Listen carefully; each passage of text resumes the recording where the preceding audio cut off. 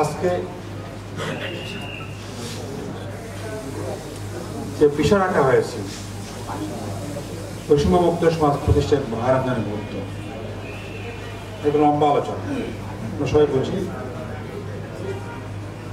আমাদের সমাজ বৈষম্যে পরিপূর্ণ। জুলাই আগস্ট বিপ্লবের পরে বৈষম্যমুক্ত সমাজের কথাটা এখন ব্যাপক রূপ ধারণ করেছে। আমাদের সমাজে বৈষম্য আগেও ছিল, এখনো আছে। কারণ বৈষম্য মুক্ত করার জন্য যে কাজগুলো করা প্রয়োজন, আমরা মুসলিম জাতি হিসেবে কাজগুলো করছি না। আমরা বিভিন্নভাবে সমাজে বৈষম্য তৈরি করছি। আর বৈষম্য বলতে আমরা যেটা বুঝি, ইসলাম যা বুঝি, এটা হচ্ছে প্রাকৃতিক ইনসাফ, প্রাকৃতিক যে ব্যালেন্স সমাজে আছে এটাকে লঙ্ঘন করাই হচ্ছে ইনসাফ সৃষ্টি করা এবং বৈষম্য তৈরি করা। বৈষম্য মানে এই নয় যে সব দিন সমান হয়ে যাবে, এটা বাস্তবে এবং প্রাকৃতিক সম্ভব নয়।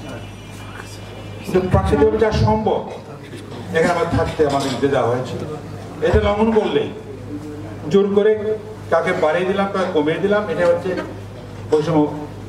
বৈষম্য তৈরি হয়। আমরা এই কাজটা আমরা মুসলমানরা করছি, অনেক যারা ক্ষমতা বসায় তারা করছেন, সমাজ দ্বারা গণ্যমান্য বলে যারা বিবেচিত কর্তা ব্যক্তি এরা এই কাজটা করে যাচ্ছে। আমাদের সমাজে এর আগে আলোচনা করা হয়েছে যে রমজান আসলে আমরা ব্যবহার করি এটাকে আমাদের লাভের অঙ্ক বাড়াবার জন্য, দ্রব্যমূল্য বাড়ানোর ব্যবস্থা করা, ভেজালের ব্যবস্থা করা, এগুলো আমরা করি।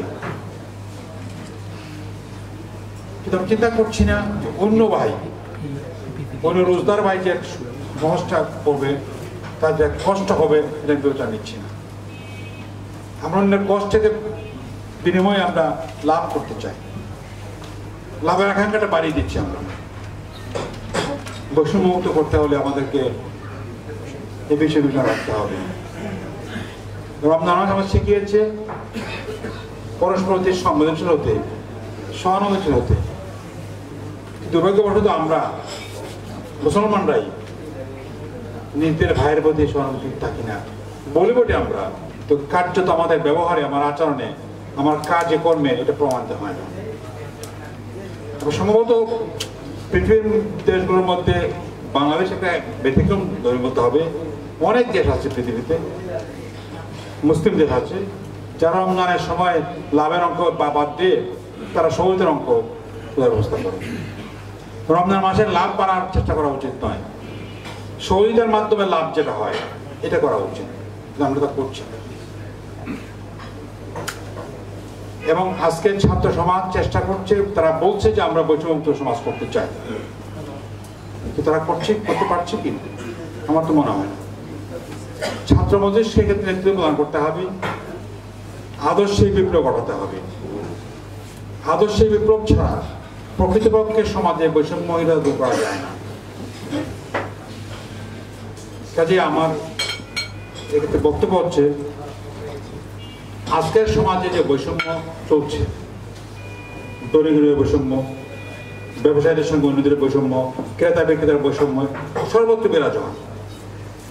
আমাদেরকে এই সব বৈষম্য দূর করার চেষ্টা করতে হবে। বৈষম্য দূর করার জন্য যা করা প্রয়োজন আমাদের করতে হবে, শুধু বক্তৃতা করলে লাভ হবে না। প্র্যাকটিস যদি আমরা আনতে পারি যে আমি আমার জীবনে বৈষম্য করবো না, আমি আমার পরিবার বৈষম্য করবো না, আমার সন্তানের বৈষম্য সৃষ্টি করবো না, বা আমার আত্মীয় স্বজনের মধ্যে বৈষম্য সৃষ্টি করবো না, প্রতিবেশীর মধ্যে বৈষম্য সৃষ্টি করবো না, এই ব্যক্তিগত সিদ্ধান্ত আমি নিতে পারি, তাহলে বৈষম্য দূর করা সম্ভব। সামষ্টিক যদি আমরা এই কথা মেনে চলতে পারি যে আমরা নিজেরা নিজের জীবনে এবং অন্যদের জীবনে বৈষম্য তৈরি করবো না। যদি বিজ্ঞানীদের মনে করে যে আমি বৈষম্য সৃষ্টি করবো না, মানে হচ্ছে আমি দাম বাড়াবো না, আমি ভেজাল দেবো না, আমি অন্যায় করবো না, কিন্তু আমরা কিন্তু এটা করছি না। আমাদের সমাজে রোজাকে বা শ্যামকে সাধারণত এবাদত বলে, এবাদত বটে এটা, কিন্তু সংকীর্ণ অর্থে নামাজ রোজা এই কয়েকটা সংকীর্ণ এবাদত বলা হয়, কিন্তু তার সামাজিক ইমপ্লিকেশন আলোচনা করা হয় না। আলোচনা করা হয়তো, কিন্তু প্র্যাকটিসে করা হয় না। রমজানের যে সামাজিক যে প্রভাব, সামাজিক দৃষ্টিভঙ্গি থাকা উচিত, এটা আমরা ভুলে বসছি। এই মাসকে বলা হচ্ছে সহানুভূতির মাস। আমরা আরেক ভাইকে প্রতি সহানুভূতি হবো, তার কষ্টের তাদের কষ্টের সহযোগী হবো, কিন্তু আমরা এটা হচ্ছে না। কার জন্য আমরা বলি বটে, কিন্তু হচ্ছে না। এই মনোভাব তৈরি করতে হবে আমাদের মধ্যে। এখন সমাজে অবস্থা দাঁড়িয়েছে, ইফতার পার্টিতে কত বেশি ভোগ করা যায়। রমজান মাস ছিল একটু সংযমের মাস বলা হয়, কিন্তু দাঁড়িয়েছিল ভোগের মাস।